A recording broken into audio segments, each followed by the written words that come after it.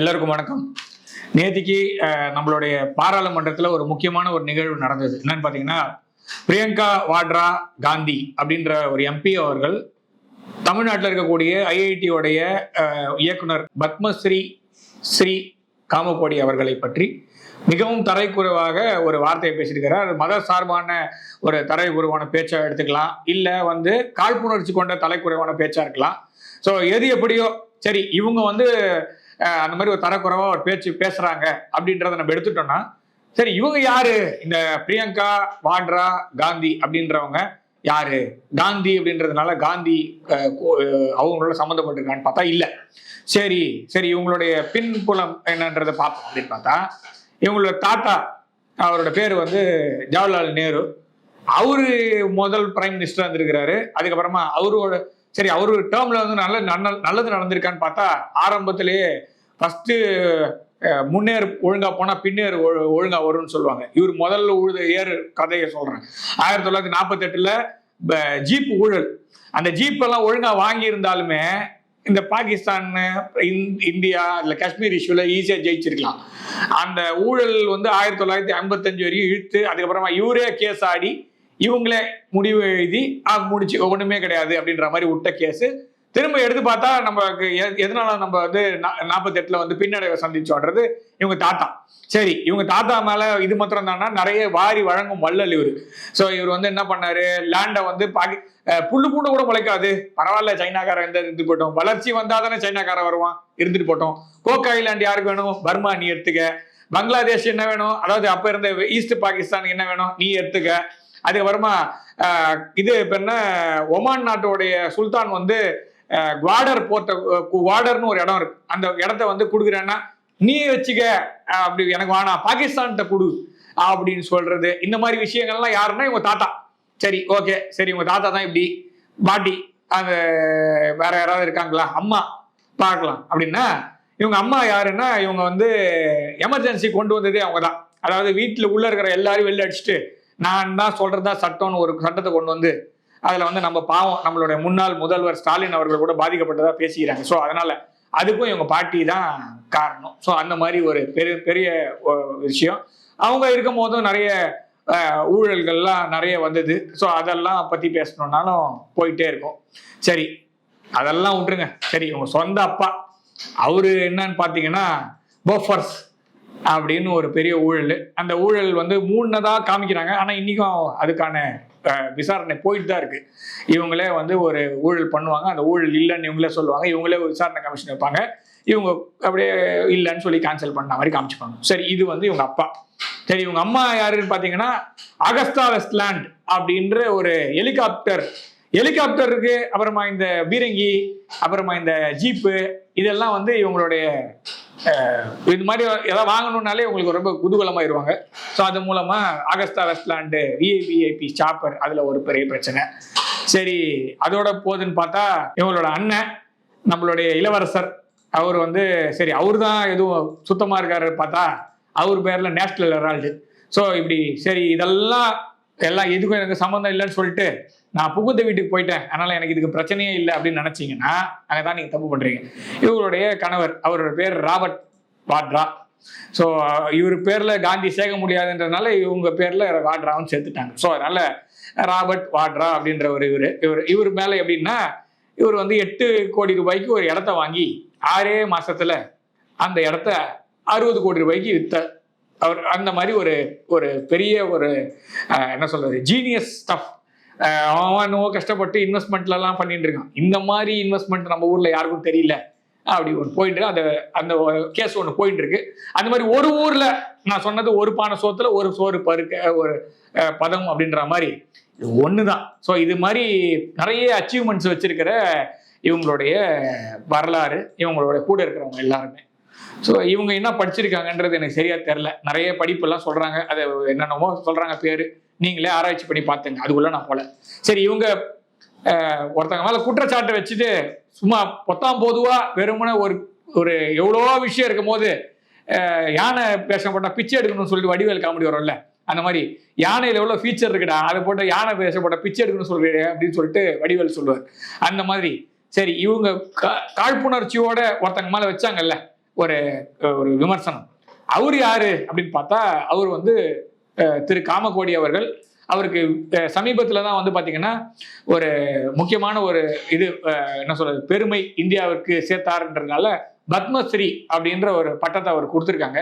சரி, அந்த பத்மஸ்ரீ கொடுக்குற அளவுக்கு அவர் என்ன பண்ணிட்டாரு அப்படின்னு பார்த்தா அவர் வந்து ஒன்றும் இல்லைங்க, அவர் வந்து நிறைய விஷயத்த மாற்றிருக்கார் ஐஐடி மெட்ராஸ்ல.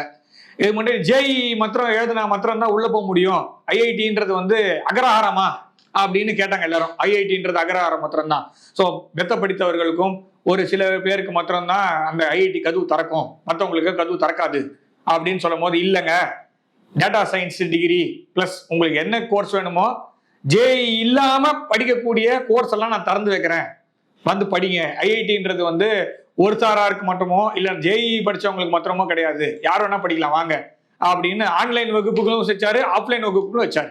ஸோ இது ஒரு மிகப்பெரிய மாற்றத்தை அவர் கொண்டு வந்து சேர்த்தார். அதே மாதிரி ஐஐடியில் படிச்சுட்டு வேலை இல்லாமல் போகிறது, அப்புறமா ஐஐடியில் படித்தா இங்கே தான் வேலைக்கு போகணும், ஸோ பெரிய கம்பெனில தான் போகணும் அப்படிலாம் இல்லை, நீ ஸ்டார்ட் அப்பே பண்ணுப்பா.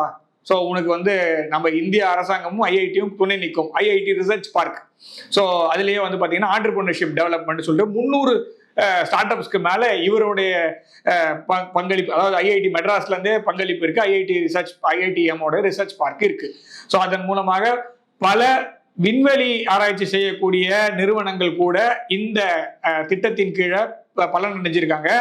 அது ஏவுதளத்தில் இருக்கக்கூடிய ராக்கெட்டாக இருக்கலாம், இல்லை சேட்டலைட் இருக்கலாம், அது எல்லாமே இந்த ரிசர்ச் பார்க் மூலமாக கொண்டு வருவதற்கான வாய்ப்புகள் அப்படின்னு அதன் மூலமா இன்னைக்கு போயிட்டு இருக்கு. அதுக்கான பலன்களை நம்ம கண்ணெதிர பார்த்துட்டு இருக்கோம். ஸோ இந்த மாற்றத்தை உண்டு பண்ணியவர் திரு காமகோடி அவர்கள். சரி, இதுதான் அவரோட பெருமையா அப்படின்னா, ஐஐடியை அவருடைய கண்காணிப்புல இருக்கக்கூடிய அந்த நிறுவனத்தை, அந்த கல்வி நிறுவனத்தை இந்த ஊர்ல மாத்திரம் இல்லாம ஆப்பிரிக்கால இருக்க டான்சானியா அப்படின்ற ஒரு நாடு இருக்கு, அந்த நாட்டுல ஒரு பிரான்ச் ஓபன் பண்ணி இங்க இருக்கிற மாத்திரம் இல்ல அங்கேயும் போய் நம்ம படிக்கலாம், இல்ல அங்க இருக்கிற பசங்க இங்க வந்து படிக்கலாம் அப்படின்ற பெருமையும் அவர் காமகோடி அவர்களையே சாரும். ஸோ இதுவும் நம்ம மறந்துடக்கூடாது. சரி, நம்ம கிட்ட ஒண்ணு கொடுத்தா அதை எந்த அளவுக்கு நல்லா பண்ணலாம் அப்படின்றது வந்துச்சுல. ஐஐடியில வந்து பல்வேறு துன்ப சார்ந்த நிகழ்வுகள் நடந்துட்டு இருக்கு. நான் சொல்ல முடியாது, அது நீங்க ஐஐடியில வந்து படிச்சு அது வந்து ரொம்ப காம்படிட்டிவான ஒரு என்ன சொல்றது இன்ஸ்டிடியூஷன் அப்படின்றதுனால மாணவர்கள் கடினமான முடிவுகளை எடுத்தார்கள் ஒரு காலத்துல. ஐஐடியில வந்து படிக்க அனுப்புறீங்களா இல்ல வேற ஏதாவது பண்ணிக்கிறதுக்கு அனுப்புறீங்களா அப்படின்ற மாதிரி ஒரு ரைட் அப்லாம் வந்து காலம்லாம் இருக்கு. அப்போ வந்து இவர் வந்த உடனே ஸோ ஹாப்பியான ஒரு கேம்பஸ் கொண்டு வருவோம், கடினமான முடிவுகளை எடுத்துக்கொள்ளாதீர்கள், அதாவது இந்த நிறுவனம் உங்க பின்னாடி நிற்கும், ஸோ பசங்களை நீங்க எப்படி கொடுக்குறீங்களோ அதே மாதிரி நான் பசங்களை திரும்பி கொடுக்குறேன், உயிரை விட மிஞ்சியது எதுவும் இல்லை.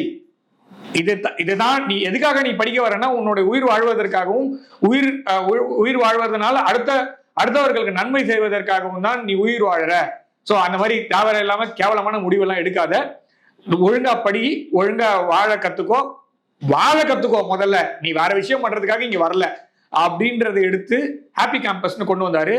24 மணி நேரமும் 7 நாள் ஒரு வாரத்துலன்னா எல்லா டைம்லயுமே ஹெல்ப்லைன் நம்பர் கொண்டு வந்தாரு. அதன் மூலமாக அந்த தவறான முடிவுகளை எடுக்கும் மாணவர்கள் எண்ணிக்கை அப்படியே டவுன் ஆச்சு. ஸோ இந்த மாதிரி படிப்பு மாத்திரம் பார்க்காம வெளி கேம்பஸ்க்கு எடுத்துட்டு போகாம, மற்ற நாடுகள் எடுத்துட்டு போகாம, ஸோ அதையும் தாண்டி மற்ற நாடுகளுக்கு கொண்டு போனாலும் வேலை வாய்ப்பை உண்டு பண்ணி அது மாத்திரம் இல்லாம வாழ்க்கை தரத்தையும் வாழணும்ன்ற எண்ணத்தையும் கொண்டு வந்தவர் நம்மளுடைய காமகோடி சார் அவர்கள். சரி, இதோட முடிஞ்சு போச்சா அப்படின்னு பார்த்தா இல்ல, இதுக்கு மேலேயும் கேம்பஸ்ல ஒண்ணு பண்ணாரு. இந்தியாவில் இருக்கக்கூடிய நிறுவனங்கள் ஐஐடி ஐஏஎஸ்சி அதுல நம்பர் 1 நிறுவனமாக தொடர்ந்து 8 ஆண்டுகளாக இருக்கக்கூடிய ஐஐடி மெட்ராஸ், இதை கட்டி காப்பாற்றி வருபவர் காமகோடி அவர்கள். அவருடைய நிர்வாகத்திறன் இதுதான். ஸோ இவரை தான் பிரியங்கா வாட்ரா காந்தி அவர்கள் ரொம்ப சிறுமைப்படுத்தி பேசினார். சரி, இதோட முடிஞ்சு போச்சா? இது வந்து அவரோட நிறுவனம், அதுதான் அவரோட தொழில், அதை அவர் பண்ணாரு, இது ஒன்றும் பெரிய விஷயம் இல்லை, இதெல்லாம் ஒரு சாதாரணமான விஷயம் அப்படி தூக்கி ஓரமா போட்டு சொன்னீங்கன்னா அதுக்கு மேலே இன்னொன்று சொல்றேன் கேட்டுக்கங்க. இந்தியாவில் நுண்கடத்தி, அதாவது செமிகண்டக்டர் அப்படின்றது வந்து நம்ம எல்லாமே ஒன்று சைனால டைவான்ல இருந்து வாங்கணும். அது வந்து அமெரிக்காவோட நிறுவனத்துல இன்டெல், ஏஎம்டி இந்த மாதிரி ஏதாவது ஒருத்தன் போட்டு உண்மையில சொல்ல போனா பிச்சை தான். ஸோ அவன் நிறுத்திட்டானா, அவன் சாங்ஷன்ஸ் போட்டானா, சைனாக்கு சாங்ஷன்ஸ் இருக்கு, high capacity high performance semiconductors எல்லாம் வந்து சைனாக்கு சாங்ஷன்ஸ் இருக்கு, இந்தியாவுக்கு சாங்ஷன்ஸ் இருக்குன்னா அதை பண்ணாலுமே உங்க நாட்டுக்கு கொடுக்க முடியாது அப்படின்ற அளவுக்கு அவன் சாங்ஷன்ஸா வச்சிருக்கான். ஸோ அப்ப இந்தியா என்ன பண்ணும் அப்படின்னா, இந்தியா எதுவும் பண்ணாது, அப்படியே வெயிட் பண்ணும் அந்த சாங்ஷன்ஸ் எடுக்கிற வரைக்கும் அப்படின்ற காலம் போய் சக்தி அப்படின்ற ஒரு நுண்கடத்தி, அதாவது செமிகண்டக்டரை இந்தியாலேயே தயாரிக்கணும், இந்தியால உள்நாட்டு தயாரிப்பாக கொண்டு வரணும், இண்டிஜினஸ் டெக்னாலஜியா கொண்டு வரணும் அப்படின்னு நினைச்சவர் அதுக்கான முடிவுகளை எடுத்து சக்தின்ற செமிகண்டக்டரை கைமேல் பலனாக காண்பித்தவர். சும்மா வாயில பேசுறதுக்கெல்லாம் இல்லை. அந்த டெக்னாலஜி இந்தியாவில் சுயசார்பாக, அதாவது உள்நாட்டு தயாரிப்பாக கொண்டு வந்ததற்கு முக்கிய பங்காற்றியவர் காமகோடி அவர்கள். ஸோ இவரை தான் நம்ம ஆளுங்க ரொம்ப சூப்பரா பேசுறாங்க. சரி, செமிகண்டக்டர் அது கூட வேணாம் பாரு. ஆபரேஷன் சிந்தூர் நடந்தது. ஆபரேஷன் சிந்தூர் அப்படின்றது வந்து சும்மா பீரங்கி முன்னாடி நிக்க வச்சு பீரங்கி அடிக்கிறது, ஒரு சோல்ஜர் முன்னாடி நிக்க வச்சு சோல்ஜர் அடிக்கிறது, விமானம் கொண்டு போய் பாம்பு போடுது, அந்த மாதிரி ஒரு போர் மட்டும் அல்ல. அதையும் தாண்டி பின்புலமா இருக்கக்கூடியது சைபர் வார்ஃபேர் அப்படின்னு சொல்லப்படுகின்ற இந்த கம்ப்யூட்டர் சார்ந்து இருக்கக்கூடிய சண்டை. ஸோ அந்த சண்டையில இந்தியா பாகிஸ்தானை ஜெயிச்சுது. ஸோ அதற்கு இந்தியாவுடைய பாதுகாப்பு அச்சு அப்படின்ற அந்த டீம்லயும் முக்கியமான ஒரு பங்கு ஆற்றியவர், பங்கு ஆற்றி கொண்டிருக்கிறவர், பங்கு ஆற்ற போகிறவர் அவரும் பாத்தீங்கன்னா காமகோடி சார் தான். ஸோ அதனால அவரை பத்தி நம்ம தப்பா தாங்க பேசணும், இதை பத்தி மாத்திலாம் சொல்லக்கூடாது. அதனால இப்படியே பேசிட்டே இருக்கலாம். சரி, இது எல்லாத்துக்கும் மேல இந்தியாவில் ஆப்ரேட்டிங் சிஸ்டமே கிடையாது. உங்க மொபைல் கையில வச்சிருக்கீங்களா, இதை பாக்குற, இந்த வீடியோ பாக்குற மொபைலோ இல்ல கம்ப்யூட்டரோ, இதை உட்கார்ந்து நடத்துற அந்த வழி நடத்தி இருக்கு இல்லையா, அந்த ஆப்ரேட்டிங் சிஸ்டம் இருக்கு இல்லையா, அந்த ஆப்ரேட்டிங் சிஸ்டம் ஒன்னு அமெரிக்காவா இருக்கலாம், இல்லைன்னா வேற ஏதாவது ஒரு நாட்டா இருக்கும். இந்தியாவில் ஆப்ரேட்டிங் சிஸ்டமே கிடையாது. சிஸ்டமா இருந்தாலும் சரி, மொபைலா இருந்தாலும் சரி. அப்ப பாரதத்துடைய பிரதமர் நரேந்திர மோடி அவர்கள் இந்தியாவிலேயே இந்தியாவுக்காக ஒரு ஓஎஸ், அதாவது தயாரிக்க வேண்டும் அப்படின்னு ஒரு திட்டத்தை கொண்டு வர்றாரு. எங்க பண்றாங்க, யார் அதுக்கான பொறுப்பு எடுத்து நடத்திட்டு இருக்காருன்னு பாத்தீங்கன்னா காமகோடி அவர்கள் தான். ஸோ பாரத் ஓஎஸ்ன்றது ஒரு மொபைல் செயலி, அதாவது மொபைல் ஓஎஸ் அப்படியும் சிஸ்டம்க்கும் ஓஎஸ் வந்து ரெடி பண்ணிட்டு இருக்கோம். இந்தியாவில் கிட்டத்தட்ட 80 வருஷம் ஆச்சு, எல்லாத்தையும் வெளில தான் வாங்கிட்டு இருக்கோம். இப்போதான் நம்ம முதல்ல அதுக்கான முன்னெடுப்பு எடுத்திருக்காங்க. அதுக்கான இன்சார்ஜும் அவர் தான். ஸோ அவர் வந்து அமெரிக்காவுடைய சைனாவுடைய முதுகெலும்பு அப்படின்னா இந்த 2 ஓஎஸ் வச்சுதான் சொல்லுவோம். ஸோ இதை உடைக்கிறதுக்காக நம்ம ஊர்ல இந்த ஓஎஸ்ஐ செய்யறதுக்காக முனைப்போட அவர் டீம் வச்சு செஞ்சுட்டு இருக்காரு. அவரை பத்தி நம்ம இப்படிதான் பேசணும். ஏன்னா இந்தியா சுயசார்புல போடுறாரு, நம்ம ஊர் பசங்களை ஒழுங்கா பாத்துக்கிட்டாரு, நம்ம ஊர் டெக்னாலஜியை நம்ம ஊர்லயே கொடுக்கணும்னு சொல்றாரு, நம்ம ஊருக்கு வந்து தனியா தயாரிப்பு கெப்பாசிட்டி வரணும்ன்றாரு, நம்ம யாரையும் சார்ந்திருக்க கூடாது அப்படின்னு சொல்றாருல. எல்லா ஃபீச்சர்ஸையும் விட்டு யானை வச்சா போட்டா பிச்சை எடுக்கணும்னு சொல்றாங்க பார்த்தீங்களா, கரெக்டு தான். அவங்க சொல்றதுதான் கரெக்டு. அவங்க யாரு, அவங்களோட பின்புலம் என்ன, சொல்றவன் யாரு, எதுக்காக சொல்றான், சரி இதெல்லாம் சொன்னது ஓகே. சரி, ஒரு விஷயத்துல வந்து மேற் சென்று இடித்தல் பொருட்டு நகுதல் பொருட்டு நட்பற்று அப்படின்னு சொல்லி பேசினாலும் இந்த மேற் சென்று இடித்தல் பொருட்டுன்னு வருதுல, எதுக்காக இடிக்கிறாங்க பார்த்தா இவங்க பேசுற வாய்ஸ் இந்தியா வாய்ஸ் மாதிரியே இல்லை. இப்ப நான் சொன்ன லிஸ்ட் போட்டேன்ல, இது எல்லாமே இந்தியாவுக்கு நல்லது செய்யற மாதிரி இருக்கு. இப்ப இந்தியா ஓஎஸ் கொண்டு வந்துச்சுன்னா நான் வேற யார்ட்டையும் போய் பிச்சை எடுக்க வேணாம். ஓகேவா? இந்த யானை, இந்தியானா யானை, இதுல வர பாருங்க, தனியாவே சொல்லணும்னா இந்த யானை போய் வேற இடத்துல பிச்சை எடுக்க வேணாம். இந்தியாவே தனியா ஓஎஸ் வச்சுக்கோ, இந்தியாவே தனியா சிப்பு வச்சுக்கோ.